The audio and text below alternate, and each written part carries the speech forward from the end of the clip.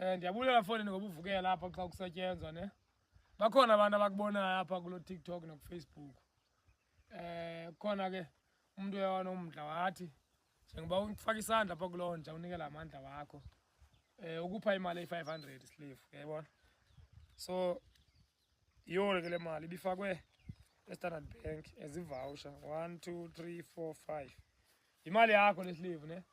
Uyithola igama uthi ndizithenga igama uzazithenga igama ndiyaxolisa ndiye ndalate ne.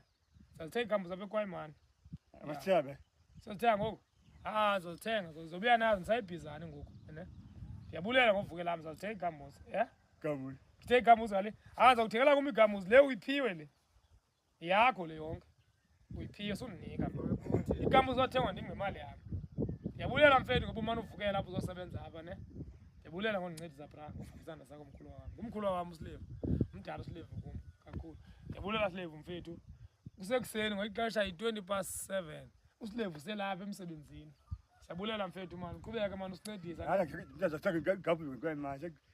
Othe igama le mali. Hayi ke uthi uSlave othe igama le mali bangathi igama uzamthengela.